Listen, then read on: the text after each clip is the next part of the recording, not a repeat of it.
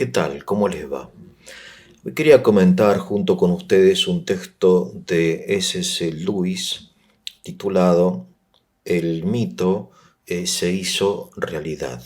Este texto es un ensayo que está en un libro que editó Rialp y que también podemos encontrar en internet dentro de un libro que reúne diversos ensayos, el libro titulado Dios en el banquillo.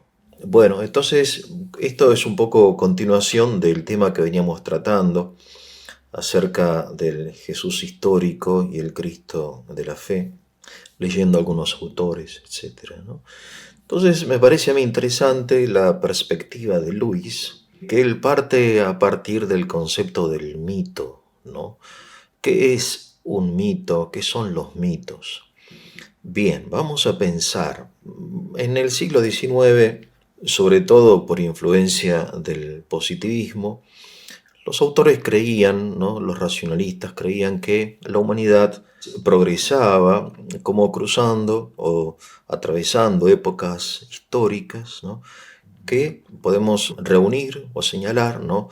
Una época más bien mitológica, después filosófica o metafísica, y finalmente la positiva, ¿no? Acerca de esto, el gran autor es Auguste Comte, ¿no? Que desarrolló esta teoría, ¿no? Bien, nosotros creemos en cambio que el mito, la filosofía y la ciencia positiva, vale decir, la ciencia que se fundamenta exclusivamente en la experiencia empírica, en los experimentos del laboratorio, las conclusiones necesarias, ¿no? O al menos probables de esos experimentos, no son épocas, sino son aspectos que son simultáneos, ¿no? Que siempre el hombre necesita de las tres cosas, ¿no? Es decir, el mito es parte integrante de la condición humana, del hombre en cuanto hombre, no del hombre primitivo o del hombre del futuro, sino del hombre, ¿no? O sea, aunque la filosofía y sobre todo la ciencia y la tecnología sigan progresando, el mito seguirá existiendo. Aún más, la misma ciencia se convertirá en un mito. Es decir, en lugar de ser eso y solamente eso, ciencia, se convertirá en una especie de Dios, ¿no? De autoridad absoluta, de esperanza infinita, ¿no? Como una especie de nueva divinidad capaz de triunfar aún sobre la muerte, ¿no? Precisamente hoy se habla mucho acerca de cómo el hombre, a través, mediante la ciencia, ¿no? Puede vencer la muerte, un poco como la novela esta de Frankenstein, ¿no? El doctor Frankenstein. Bueno, esto hay que estudiarlo. Es interesante, ¿no? Cómo algunas realidades que pertenecen, por ejemplo, al ámbito de la política o de la sociología, que son también conceptos como, no sé, democracia, nación, libertad, raza, ¿no? Proletariado, pueblo elegido, etcétera, pierden su contenido original y adquieren forma de mito. Bien, esto en primer lugar, ¿no? Acerca de esto hemos hablado aquí en el canal, en algunos audios, ¿no? Es un tema que a mí personalmente siempre me interesó, ¿no? Y Luis es un hombre un científico, ¿no? Un hombre erudito, que conocía muy bien los mitos antiguos, ¿no? Entonces se preguntaba acerca de por qué los mitos antiguos tienen cierta semejanza con el cristianismo, ¿no? ¿No será el cristianismo también un mito? Entonces volvamos al título del ensayo. El mito se hizo realidad, ¿no? ¿Qué quiere decir esto? Que Luis afirma la condición de mito del cristianismo, siendo el cristiano. Claro, uno podría preguntarse, pero ¿cómo? El cristianismo es histórico, no es mitológico, ¿no? Claro, esto es lo específico del cristianismo, que siendo también un mito, en un momento determinado, bajo un emperador determinado, de una mujer determinada, en un lugar determinado, el mito se hizo realidad, ¿no? Es decir, la encarnación. Entonces, él se pregunta por qué los hombres del siglo XX, no renuncian definitivamente al mito, ¿no? Ya que hemos, en efecto, superado, según el esquema positivista, la etapa mitológica de la humanidad. ¿Por qué no renunciamos a los mitos? Bien, vamos a ver, vamos a pensar un poco en esto, ¿no? La primera respuesta es que el hombre es racional y también es no racional. O sea, siendo el estilo de humor de Lewis, ¿no? Que es inglés, él cita una novela, entonces una mujer le dice a su pareja, ¿no sería más racional conversar en lugar de bailar? Bueno, humor inglés, ¿no? Entonces, claro, lo que sucede es que algunas veces uno no quiere conversar, prefiere bailar, ¿no? Quiere decir que en el hombre hay mucho que no podemos señalar como estrictamente racional, ¿no? ¿Qué tan racional somos, por ejemplo, cuando casi nos da un infarto durante los penales que definieron el Campeonato Mundial de Fútbol, ¿no? La final entre Argentina y Francia, ¿no? ¿Qué tan racional es, por ejemplo, lo que hizo un conocido mío que ahorró 20 salarios para festejar el cumpleaños 15 de su hija, ¿no? ¿Qué tan racional es, por ejemplo, no sé, consagrar 10 años de vida a escribir una novela o una sinfonía? Digamos que la racionalidad humana es un lugar intermedio, más habitual, pero no es el único ni el más importante, entre lo más luminoso del hombre y también lo más oscuro. Y esa luminosidad y esa oscuridad es lo que nos define. En definitiva, como dicen los padres de la Iglesia, la razón es un instrumento del corazón. La razón es un instrumento del corazón. Por eso la racionalidad es instrumental. Bien, entonces, esto en primer lugar, ¿no? Interesante, interesante. Hay que pensarlo, o sea, estos son teorías, ¿no? No son dogmas de fe. Por eso me parece a mí interesante esta perspectiva, ¿no? Que puede ser más o menos verdadera. Por otro lado, los mitos, dice Lewis, son importantes porque conservan vivo lo más importante. Y aquí este es un segundo momento que destaca la importancia del mito en la vida del hombre, ¿no? Por ejemplo, hablando de la racionalidad y siguiendo dentro del contexto de su país, él se pregunta si no sería más racional abolir la monarquía, porque la monarquía, obviamente, y esto lo digo yo, es una fuente de gastos y más bien tiene un carácter simbólico, no es que decide mucho el rey, ¿no? Algunas cosas puede llegar a decidir, pero en realidad el gobierno pasa por otro lado, ¿no? Por la democracia, en fin, por el parlamento, por el primer ministro. ¿Por qué no abolir la monarquía? Pero claro, lo que sucede es que hay otra categoría que introduce aquí Luis, que es la categoría de vitalidad. Importante, ¿no? Porque hay una racionalidad que puede ser mortal, mortal en el sentido que mata en lugar de vivificar, ¿no? Entonces, dice Luis Leo, la monarquía es el canal a través del que los elementos vitales de la ciudadanía, por ejemplo, la lealtad, la consagración, el principio jerárquico, el esplendor, la ceremonia, la continuidad, ¿no? Sigue goteando para irrigar la estepa de la moderna política económica. Es decir, que el rey no es solo un símbolo, sino todo un símbolo. O sea, la expresión concreta, viva, de valores vitales, ¿no? Es como un mito viviente, heredero de Ricardo Corazón de León, ¿no? De hombres que atraviesan fracasos, que no ahorran esfuerzos, que logran victorias, ¿no? La vitalidad. En tercer lugar, Luis destaca que el hombre tiene dos formas principales de conocimiento, que nosotros llamamos pensamiento y experiencia. Y no podemos al mismo tiempo pensar y experimentar un mismo objeto. El pensamiento, bueno, sabemos lo que es, ¿no? Es la actividad racional. La experiencia empírica, ¿no? La sensación, ¿no? Lo que pertenece a la sensibilidad. Bien.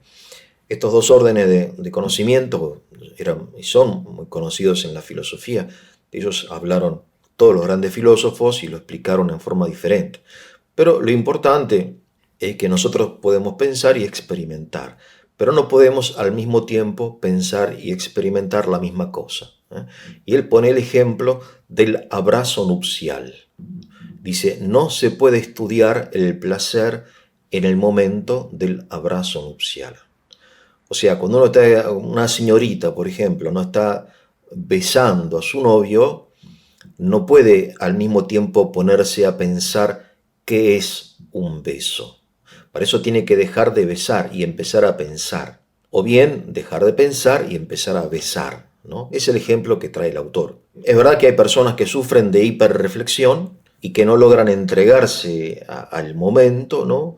Dietrich von Hildebrand, que trata el tema habla, por ejemplo, de una persona que está escuchando la séptima sinfonía de Beethoven, ¿no? Que es una obra maravillosa.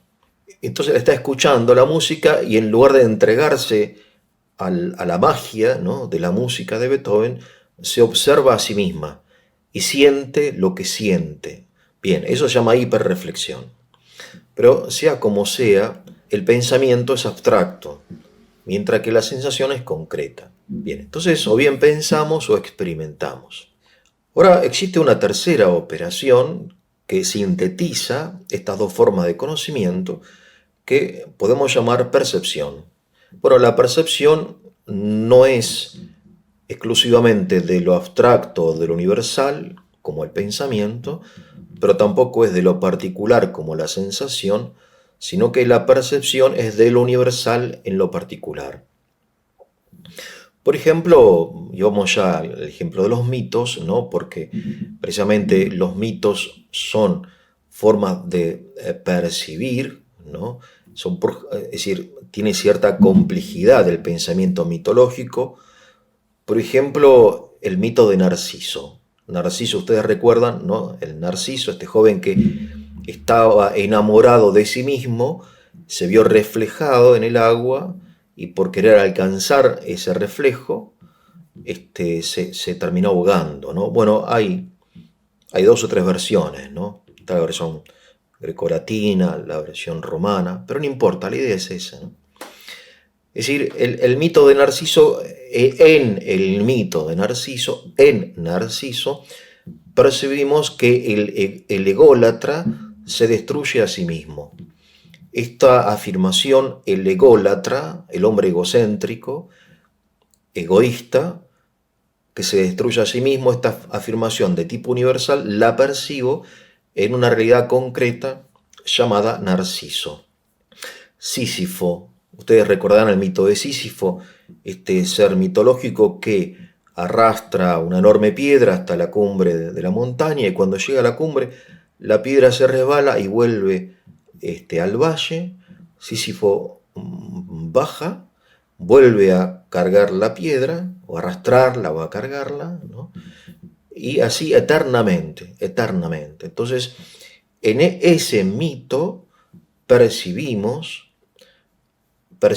insisto, no es que pensamos o sentimos, sino que percibimos que la angustia de la existencia vivida como un círculo vicioso, siempre insatisfecho, ¿no? Y así en Prometeo, por ejemplo, percibimos que el hombre cuando no conoce su lugar es castigado, ¿no? O en Ulises, que es el héroe de la Odisea, también de la Ilíada, de la Odisea sobre todo, es decir, que el hombre lo que busca es su hogar, ¿no? Su isla, su Ítaca.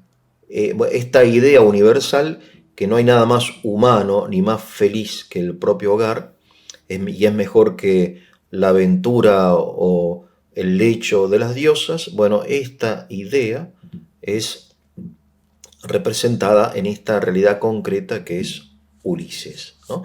Entonces, en el mito no especulamos en términos abstractos, pero tampoco experimentamos, como sucede, por ejemplo, en las películas, no sé, de violencia o de guerra, pura violencia sin contenido, ¿no? Bien.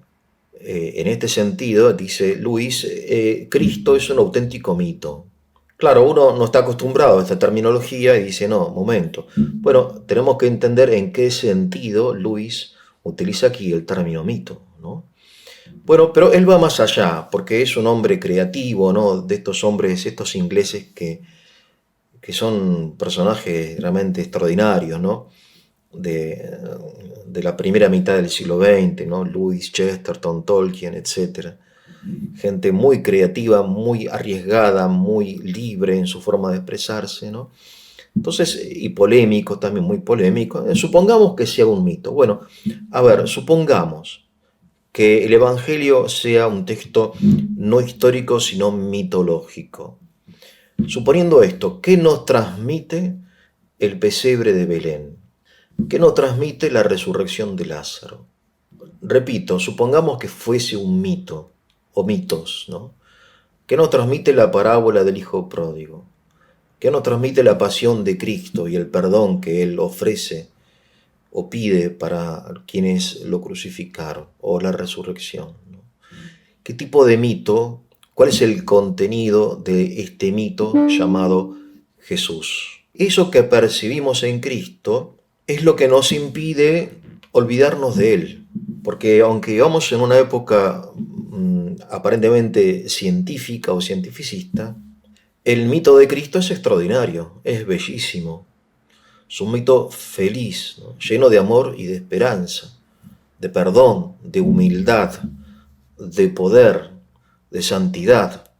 Es decir, en términos de San Atanasio, un padre de la Iglesia, el Hijo de Dios se hizo hombre para que los hombres llegaran a ser hijos de Dios, ¿no? Entonces, Cristo es la expresión concreta de esta esperanza universal de la humanidad, a saber, no solamente la reconciliación con Dios, sino la familiaridad con Dios, ¿no? Cuando le preguntan a Tertuliano, por ejemplo, ¿no?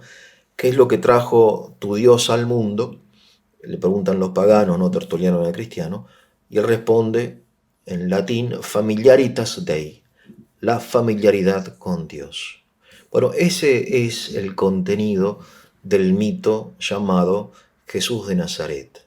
Repito, no estamos afirmando que no sea real. Ahora llegaremos a esto. Lo importante es que aquí Luis está polemizando, entonces acepta que la hipótesis se trata de un mito. Bueno, no hay mito más bello, más hermoso, más atractivo que el mito evangélico. Por eso, él dice, los hombres se resisten a dejar del todo el cristianismo, ¿no? O sea, vivimos en una época descristianizada, poco religiosa, y sin embargo, ¿no? Seguimos tatuándonos los cruces y, en fin, cuando sucede algo como el funeral de un papa o la elección de otro, en fin, es una conmoción y un acontecimiento de enorme importancia para toda nuestra civilización, quizá para todo el mundo, ¿no?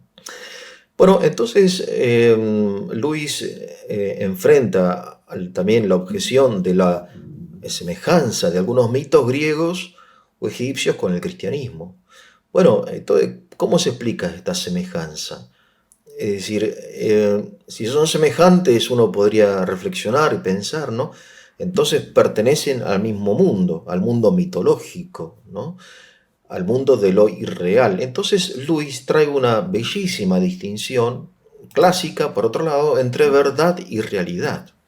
Narciso no es real, pero es verdadero. Prometeo no es real, pero es verdadero. Sísifo no es real, pero es verdadero. ¿Por qué Narciso es real, pero es verdadero? Porque el narcisismo es real. Porque Narciso expresa la verdad de una realidad, a saber del narcisismo. Porque la verdad es siempre verdad de algo, a saber de una realidad. Entonces podemos llamar a Narciso verdadero, aunque no real. Porque, en primer lugar, la verdad de Narciso procede de la realidad del narcisismo. O sea, nosotros no somos narcisistas gracias a que alguien escribió y Ovidio después transmitió el mito de Narciso, sino que alguien escribió el mito de Narciso porque somos narcisistas. Entonces Narciso recoge lo verdadero de esta realidad, a saber del narcisismo, ¿no? Es decir, que lo verdadero es más amplio, más extenso que lo real, ¿no? Por ejemplo, la obra esta conocida, la novela, que hoy está de moda, ¿no? Su lectura y análisis, por alguna razón que tenemos que estudiar, 1984, ¿no? De Orwell, que habla de la sociedad totalitaria, ¿no? Esa novela, que es una ficción, es verdadera y contiene más verdades quizá que una crónica detallada de una época totalitaria como puede ser la de Nerón, la de Napoleón o la de Stalin, ¿verdad? Es decir, puede ser que una novela nos ayude a comprender mejor el totalitarismo, la realidad profunda, las causas profundas y los efectos, que los libros de historia, ¿no? Porque es verdadero, lo verdadero es más amplio que lo real, ¿no? Bien. Entonces, el cristianismo dice es un mito hecho realidad. El mito es verdadero. Digamos que Luis defiende la verdad del mito. Esta es la tesis, ¿no? Ahora, no es no se detiene aquí, sino que en definitiva dice, bueno, lo que sucede es que hay como un puente que une el mito y la realidad, o mejor dicho, el mito hecho realidad se llama milagro. Entonces tenemos aquí otro concepto bellísimo, ¿no? El concepto de milagro. El milagro es la realidad del mito. Y en este sentido, la realidad, como dice algunas veces, la sabiduría popular supera la fantasía, ¿no? Claro, porque el milagro, a diferencia del mito, es histórico. El milagro, repito, a diferencia del mito, es histórico. El mito no es histórico. O sea, a nosotros no nos importa en qué río se reflejó Narciso, pero sí nos importa y sabemos en qué río bautizaba Juan el Bautista y se bautizó nuestro Señor. O sea, los mitos no tienen circunstancias históricas, porque no ocurren en el tiempo y en el espacio, ¿no? Pero hay bibliotecas enteras dedicadas a determinar en qué año nació Jesús de Nazaret, bajo qué emperador y bajo qué procurador fue crucificado, ¿no? Y el credo nos lo recuerda, bajo Poncio Pilato. Entonces leo un texto de Luis, ¿no? De este ensayo, un párrafo: para ser verdaderamente cristianos debemos asentir al hecho histórico y aceptar el mito. Un mito hecho realidad, con la misma aceptación imaginativa que concedemos a todos los mitos, ¿no? Difícilmente es lo uno más necesario que lo otro. Bien, ¿no? Entonces, los mitos, decía, no son reales, pero nacen de la realidad, como el narciso nace del narcisismo, ¿no? Y son verdaderos y nos ayudan a conocernos a nosotros mismos, por eso tienen una enorme importancia educativa y pedagógica, ¿no? El conocer y reflexionar acerca de los mitos. Entonces el cristiano se enfrenta a un hecho histórico que tiene un significado cósmico universal, siendo de naturaleza divina la encarnación de Dios, ¿no? Del Verbo. Es empíricamente comprobable porque hay testigos de que Jesús existió e hizo y dijo lo que relatan los evangelios. O sea, no es razonable dudar del contenido histórico de los evangelios, pero finalmente exige la fe, ¿no? O sea, tarde o temprano cada uno de nosotros tiene que elegir o decidir, digamos, ¿no? O elegir creer o no creer. Creer, ¿qué significa? Asentir o no asentir, porque el acto de fe es un acto de asentimiento, que es un acto de asentimiento complejo. ¿Por qué? Porque asentimos al mito y al hecho. Es decir, al mito que podemos expresar en forma de principio, ¿no? Dios es amor, el Hijo de Dios se hizo hombre para que los hombres lleguen a ser Hijo de Dios, y otra forma de expresar entre comillas, mito, ¿no? Y a su vez afirmamos y asentimos a la historia, ¿no? ¿Qué es más importante, el hecho o el mito? Luis nos dice, leo, un hombre que no creyera que la historia cristiana es un hecho, pero se alimentara continuamente de ella como mito, estaría tal vez más vivo espiritualmente que alguien que asintiera a la historia sin pensar mucho en ella. ¿Se da cuenta? De alguna manera Luis está como privilegiando el aspecto, entre comillas, mitológico universal del hecho cristiano, ¿no? Es decir, que se trata de una auténtica revolución muy profunda, ¿no? Y que esta idea esta idea, insisto en la idea de la idea, es más importante, por ejemplo, que la veracidad histórica de algunos hechos históricos relacionados con la vida de Jesús de Nazaret, ¿no? Que hasta el día de hoy son discutidos, ¿no? Por los especialistas. Acerca de esto hay muchas cosas interesantes en Internet, ¿no? Es una cuestión definitiva de acentos, ¿no? Por ejemplo, si ustedes estudian cristología y estudian la Suma Teológica de Santo Tomás de Aquino, ¿no? Santo Tomás de Aquino estudia lo que llama la unión hipostática, es decir, la unión de las dos naturalezas, la divina y la humana, en la única persona del Verbo, ¿no? Entonces, si tomamos así en abstracto, ¿no? Como a priori, esta unión podría haberse realizado en cualquier individuo, en cualquier lugar y en cualquier época de la especie humana, ¿no? Es decir, en un japonés del siglo V o en un canadiense del siglo XXI, porque la unión hipostática es eso, ¿no? De modo que Jesús de Nazaret, en una perspectiva exclusivamente especulativa, abstracta, el Jesús histórico pasaría a un segundo plano, ¿no? Y esto es un riesgo de la teología escolástica, ciertamente, ¿no? Por eso, acerca de algunos santos, dicen los que saben, ¿no?, que ellos rescataron la humanidad de Cristo.